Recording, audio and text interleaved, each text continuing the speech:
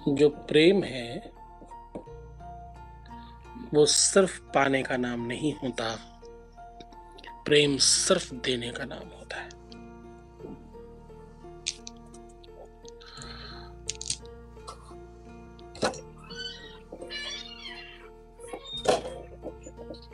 जब प्रेम हो तो ये समझना कि ये सिर्फ देने की वस्तु है। और ये जो लेन और देन है, लेन देन मतलब लिया गया और फिर दिया भी गया, ये व्यापार है, ये प्यार नहीं है।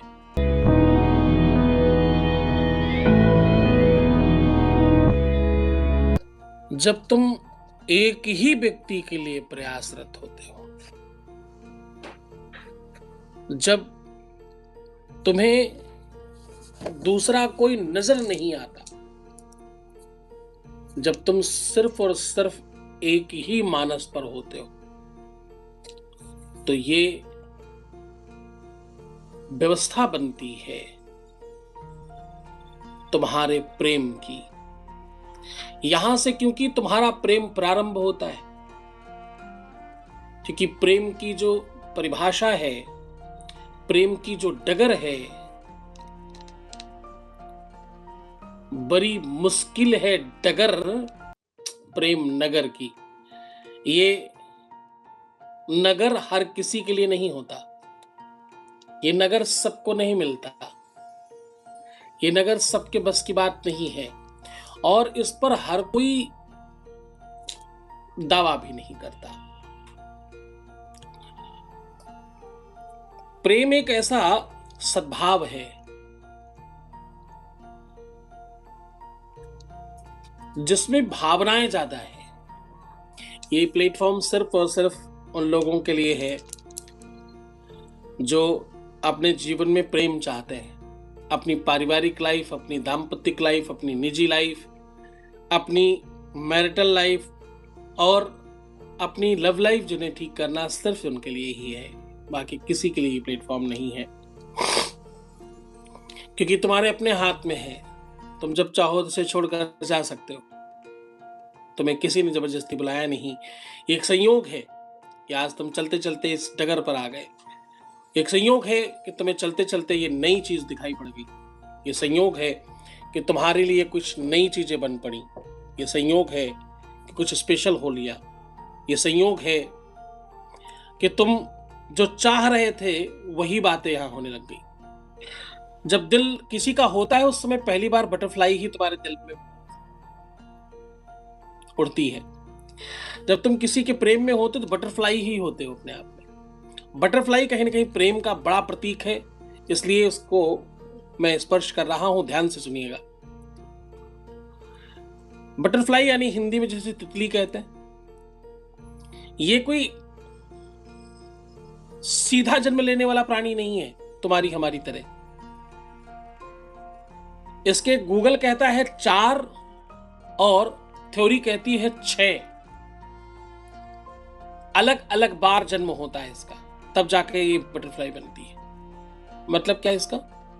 इसका मतलब है कि कोई भी बटरफ्लाई जन्म से बटरफ्लाई नहीं होती। What I am saying, listen very carefully. कोई भी बटरफ्लाई, कोई भी तितली जन्म से तितली नहीं होती। उसके सुंदर पंख, रंग बिरंगे उसके छटा बिखेरते हुए फेदर पहले दिन से नहीं होते। पहले वो सामान्य एक एग की तरह होती है। फिर जब वो एग तोड़ पाती है तो एक लंबा सा कीड़ा होती है, और वो कीड़ा पहले बहुत गंदा दिखता है। फिर वो उस कीड़े के भी त्वचा को फाड़ती तो वो यंग कीड़ा बनती। फिर एक छोटा सा प्राणी जन्म लेता है जिसके थोड़े पंख होते हैं, और वो फिर बड़ी होकर तितली बनती है। तो ये जो कैटरपिलर है, ये हर कैटरपिलर तितली नहीं बनता। हर ये कीड़ा बटरफ्लाई नहीं बनता। उसमें से कुछ कुछ लोग वहां तक पहुंचते, सारे नहीं। तो तितली को देखकर नीचे वाले लोग कहते हैं कि ये एक अभिमानी है, मेरे जैसी नहीं रही अब ये, और तितली को ये गम है कि तुम वहीं के वहीं रह गए, तुम मेरे जैसे क्यों नहीं हो पा रहे। जीवन बिल्कुल इसी प्रकार से है। जीवन में तुम क्या चाहते हो तुम सुनिश्चित नहीं कर पाते। आज सुबह मेरी किसी से बात हो रही थी, उन्होंने मुझे कहा कि मैं किसी लड़के से प्रेम करती हूँ और आज जाकर मुझे उसे बताना है, कहना है। तो मैंने कहा कहने के पहले थोड़ा आप खुद को जान लो, पता नहीं वो मना करेगा कि हाँ कहेगा, क्या तुम उससे ही शादी करना चाहती हो। तो उनका कहना नहीं नहीं, अगर वो मान गया तो ठीक है, नहीं तो कोई और देखेंगे। तो जब तक तुम इस संदेहात्मक परिस्थिति में हो, जब तक तुम डामाडोल सिचुएशन में हो, तब तक तुम किसी भी रिश्ते को समझ कैसे पाओगे, उसके साथ तुम न्याय कैसे कर पाओगे। जब तुम खुद ही कंफ्यूज हो तो दूसरे को तुम पा कैसे पाओगे। कोई ही रिश्ता क्यों ना हो, तुम्हारा पति हो, पत्नी हो, प्रेमी हो, प्रेमिका हो, भाई हो, बंधु हो, सखा हो, मित्र हो, पार्टनर हो, दोस्त हो, बच्चे हो, माँ बाप हो, कोई क्यों ना हो, जब तक तुम अपने रिश्तों में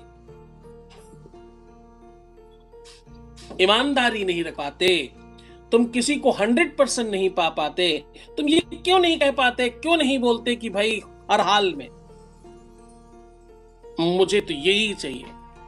तुम ये क्यों नहीं कह पाते कि प्रेम सच्चा है, बार बार नहीं होता। तुम ये क्यों नहीं बोल पाते। प्रेम करना सबके भाग्य में नहीं होता, प्रेम करना सबके सौभाग्य में भी नहीं होता। एक बात कहूं आपको, जब कोई किसी को प्रेम करता है तो सर्वस्व स्वीकार करता है, 100% एक्सेप्टेंस होता है, सब स्वीकार कर लेता है, अच्छाइयां बुराइयां, उसकी उसकी सब बुरी बुरी चीजें भी अच्छी मानकर स्वीकार कर लेता है। और जब कोई अलग होता है तो उसे 100% गलत मान लेता है। ये दोनों के बीच में बड़ा गैप है, एक एक्सेप्टेंस और एक डिसकंटिन्यू। ये दोनों बहुत बहुत अलग अलग लेयर की काम है। एक साथ कैसे होते हैं। एक तो अतिशय प्रेम कर रहा है और दूसरा अतिशय नफरत कर रहा है। ये हुआ कैसे, ये किया किसने, ये कौन निर्माण करने वाला है, ये कौन कर रहा है और हुआ कैसे ये, और ये क्यों हुआ। अगर तुम्हारी कोई गलती नहीं है तो ऐसा होना नहीं चाहिए था। मैं एक बात कहूं, सदैव जो क्रोध करता है, जो रिएक्ट करता है, जो क्रोध करता है, जो रिएक्ट करता है, जो ज्यादा चीख रहा होता है, जो ज्यादा चिल्लाता है, अथवा जिसकी ज्यादा गलती दिखाई पड़ती है, सदैव उसकी गलती नहीं होती, या यूं कहें उसकी गलती होती ही नहीं, क्योंकि वो तो विक्टिम है, वो तो परेशान है, उसे परेशान किया गया है, वो परिस्थिति सृजित की गई है बोल बोलकर। जो चीज तुम्हें नहीं पसंद है मैं बार बार अगर वो करूं या कहूं तो क्या होगा, एक दिन ब्लास्ट होगा। लोग मुझे अक्सर पूछते हैं क्रोध खत्म करने का कोई तरीका बताइए, कोई उपाय बताइए। मैं कहता हूं भाई सीखे जाओ, भगवान शिव को दूध चढ़ाओ, कोई कुछ ठंडी चीजें, गुलाब डालकर भगवान को जल चढ़ाओ, गुलाब जल डालकर भगवान शिव को चढ़ाओ। लेकिन असली उपाय क्या है। असली उपाय है कि क्रोध को खत्म किया जा ही नहीं सकता। जिस दिन तुम्हारे जीवन से क्रोध को समाप्त कर दिया जाएगा उस दिन सबसे पहले तुम समाप्त हो जाओगे। क्रोध क्या है, क्रोध तुम्हारे शरीर में चलने वाले उस रक्त संचार की प्रणाली की व्यवस्था है जिससे रक्त चल रहा है, जिससे रक्त संचालित हो रहा है,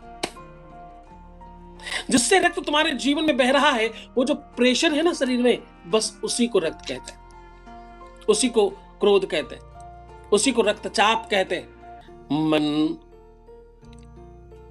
इंद्रियों का राजा बताया गया, जो तुम्हारा मन है उसके बारे में कह रहा हूं। मन इंद्रियों का राजा बताया गया, आंखें संदेशा लाना, शुरू कर चुकी, लाके संदेश मन को अभी था दिया, मन हुआ है उन्हीं का ये परिचय दिया। तुम गलती कहाँ करते हो? तुम गलती इस जगह कर देते हो कि तुम गलत लोगों से मित्रता कर लेते हो, तुम गलत लोगों के संसर्ग में आ जाते हो, गलत लोगों के साथ हमबिस्तर हो जाते हो और तुम गलत व्यक्ति को अपना बना लेते हो। और यहाँ तक नहीं, तुम गलत लोगों को अपनी अंतरंग बातें बता चलते हो, तुम गलत लोगों के अपने जीवन में प्रवेश करा लेते हो, तुम गलत लोगों को हर बात बताने के लिए विवश हो जाते हो, तुम गलत लोगों को सब बताने में लग जाते हो, तुम गलत लोगों के आधार पर चलने लगते हो। सबसे पहला सुनिश्चित क्या करना है कि तुम्हारे मित्र अनुकूल होने चाहिए, मित्र अच्छा हो। मित्र दुर्योधन जैसा हुआ तो कर्ण जैसे महान तपस्वी और महान ज्ञानी और महा बलवान को समाप्त कर दिया।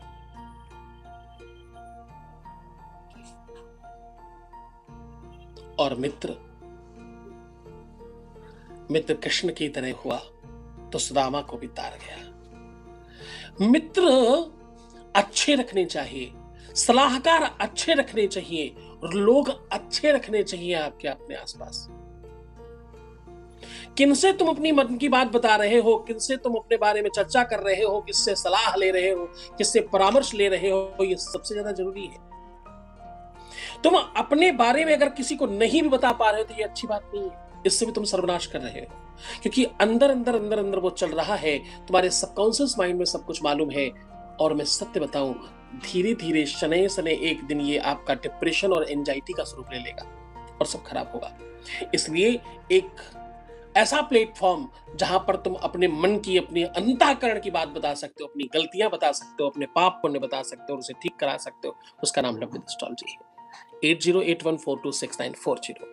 सिर्फ और सिर्फ यही नंबर, कुछ मुल्ला मौलवी तांत्रिक मांत्रिक, कुछ नीच, कुछ दूर से कुछ उठाए गिरे और कुछ न जाने कितने अगड़म बगड़म गंदे लोग, जिनको मैं क्या ही कहूं, वो सब मेरा वीडियो उठाकर पता नहीं कौन कौन सा नंबर डालकर तुमको बेवकूफ बनाते हैं। तुम बेवकूफ हो नहीं, इसलिए बनना मत। दुनिया में एक ही संस्थान है, न किसी को मानना है, न किसी को देखना है और न किसी के तरफ जाना है। अगर तुम मुझे देखते हो तो किसी और को मत देखना, किसी और को देखते हो तो मुझे देखना बंद कर दो, मुझे बिल्कुल कोई अफसोस नहीं होगा। मैं सिर्फ उनके साथ रहना चाहता हूं जिनके जीवन में परिवर्तन की आवश्यकता है, मैं उनके साथ होना चाहता हूं जिनके जीवन का मैं परिवर्तन कर सकूं।